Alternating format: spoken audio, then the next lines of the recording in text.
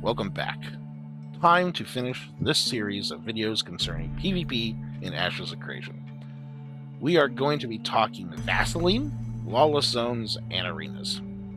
Vasseling is a key tenet of Ashes, and what I find most interesting about the system is it is a race and not a PvP system. In fact, it seems to restrict PvP. Before we get into the weeds, remember that Ashes of Creation is a work in progress and everything is subject to change.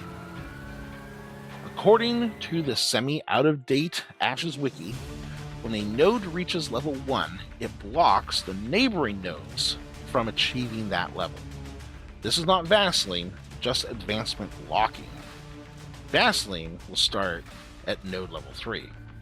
In short, what this means is that when a new server launches, like on August 4th for Alpha 2 Phase 3, the first node to hit level 1 has a huge advantage, since it will lock out all of its immediate neighbors from reaching level 1. Now, what does immediate mean? Does that mean they have to share a border like Jova and Halcyon? Clearly a yes, but what about Jova and Miralith? While they don't have a border that touches, there is no node between them, just the starting area. In fact, if you look at this map, all the Riverland nodes, to some degree, all touch each other, except for Halcyon. So does this mean that if Miralith hits level 1 first, all the other nodes are prevented from leveling except for Halcyon? Only time will tell, or if Steven makes this a bit more clear before the launch of Phase 3. Now back to this not being a PvP system, but affecting PvP in a major way. Node Vasseling is a race/economic system. However, vassal nodes cannot declare war on their parent node or other nodes the parent node has vassaled. Again, in short, that means that if Jova vassals Halcyon and New Ayla, then all three of these nodes cannot fight each other at any point. I know, unless someone outside the vassal network destroys Jova, bringing the whole network down. Now, what does this mean for PvP? Since this video is supposed to be about PvP systems, in short, I believe there needs to be a way for vassal nodes to fight each other and their ruling node. I know this goes against what Steven has said in the past about the game, but hear me out about why I think this is important.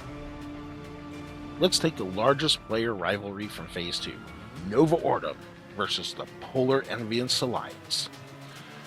For some crazy reason, let's pretend that Nova Ordo tries to level Winstead, and Polar tries to level Miralith. One of them will prevent the other from reaching a level 3 node, and that other node will be vassalized. Suddenly, these two guilds, who hate each other, cannot fight each other with any real consequence behind the fighting. No node wars and no sieges.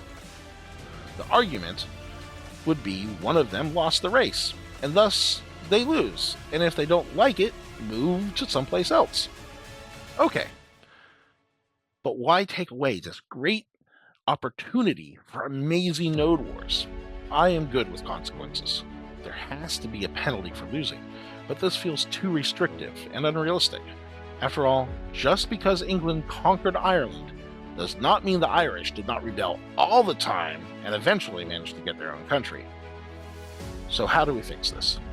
To keep this within the framework of the game already, why not have a series of mayoral commissions that can be run leading to a node rebellion action? This would create an event where a vassal node could rebel and have an opportunity to siege the parent node or another of the nodes within the network, letting them alter the fate of the world and system.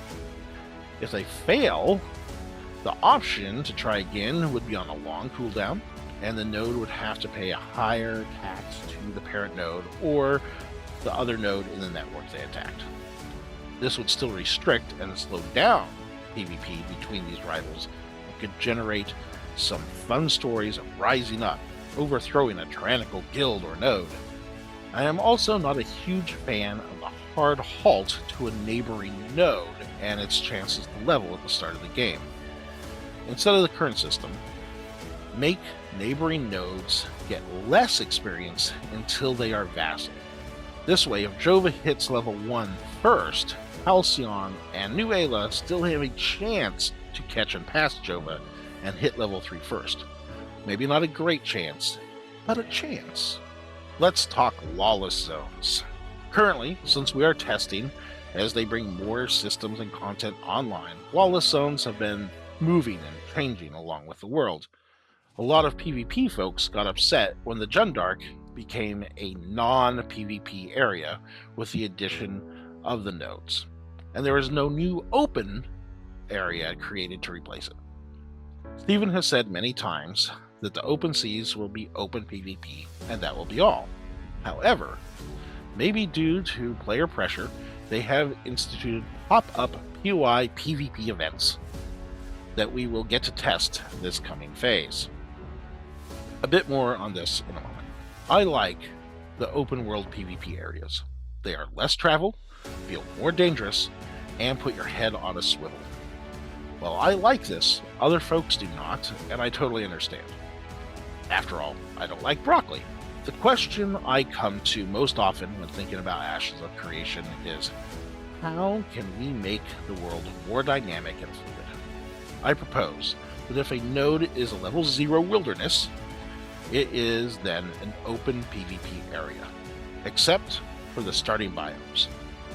Thus, in Phase 3, the Riverlands and the Anvils would not be open PvP, but everywhere else would be until a node has reached level 1. At that point, it would change to a non-PvP area. This would also fit with the lore and the feel of the world. We are returning to this world and bringing civilization with us. Where you have not yet built, the land is still a wilderness with no laws and open PvP.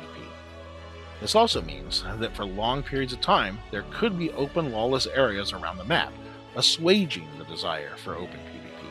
Back to the PvP events. Without testing them and seeing how they are implemented, I can't say much. However, I hope that Intrepid is creating a system that does not again reward a PvP zerg, making the POI impossible for small groups to exist in the event. Again, we'll have to test and see. Let's talk about arenas. The first time I ran into any sort of arena in a game was Dark Age of Camelot. These were called battlegrounds and were an open PvP zone where your level determined if you could enter or not. Later games like WoW did instance 10v10 or 12v12 or whatever the number. You would fight over control points, and the first team to a certain number won, or whoever had the most points at the end of the match won, etc. On the Ashes wiki, they are going with the instance version of Battlegrounds, with leaderboards and points that you can earn to buy gear, etc. As always, I will wait to see how this is implemented. However, I do think this could harm the open world PvP, since the standard system does not provide any risk. If you have watched my previous video, I would advocate that kill points would not be awarded in the arena system as it currently stands. Intrepid should think about how to make this system also have risk. It should not be all upside.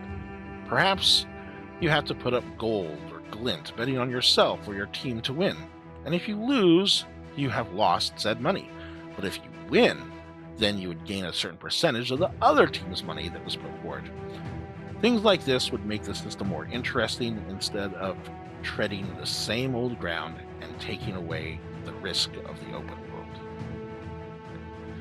Thus ends our series on the PvP systems in Ashes of Creation. I hope you have enjoyed the video. Please like, subscribe, or yell at me in the comments. As always, I will see you in Vera.